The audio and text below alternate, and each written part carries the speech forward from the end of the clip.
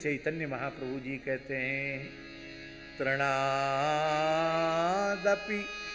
सुनीचेन तरोरपि सहिष्णुना अमानिना मानदेन कीर्तनीय सदा हरि।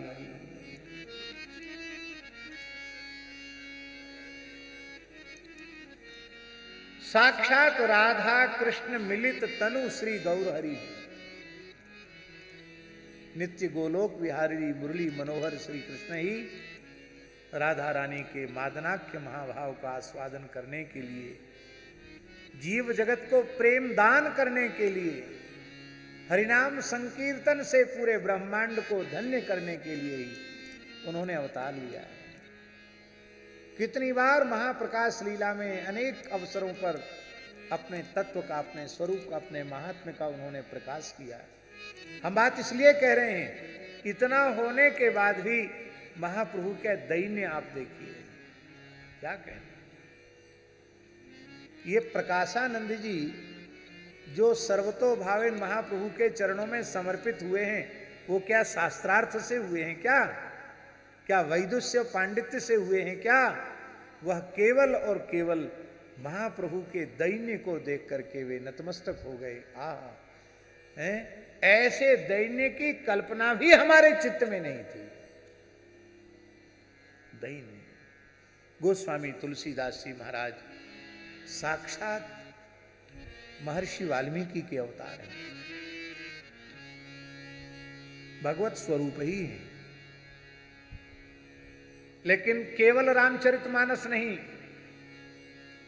गोस्वामी तुलसीदास जी का जितना साहित्य 12 ग्रंथ हैं, उन सब में आप देखिए एक विशेष बात दिखाई पड़ेगी, तुलसीदास जी की दीनता।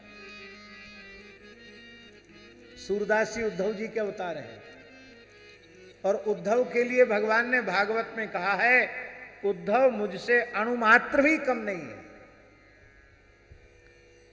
विभूति योग में वृष्णिवंशियों में उद्धव को भगवान ने अपना स्वरूप कहा, उद्धव मेरा ही स्वरूप है। पांडवों में मैं धनंजय हूं, और यदुवंशियों में मैं, वृष्णिवंशियों में मैं उद्धव हूं। और उन उद्धव जी के अवतार हैं कौन? सूरदास जी। और सूरदास जी की वाणी में देखो, मौसम कौन कुटिल खल कामी, जेहि तन दियो ताहि बिसरायो, ऐसो नमक हरामी। मौसम कौन कुटिल खल कामी। किस किस के दैन्य की चर्चा करें? अग्रदास जी महाराज का दैन्य, नाभा जी का दैन्य, मलूकदास जी का दैन्य। संतों का दैन्य ही आभूषण है, अहम उनमें होता ही नहीं। यही है कार्पण्य, अंतिम है दैन्य भाव, शरणागत का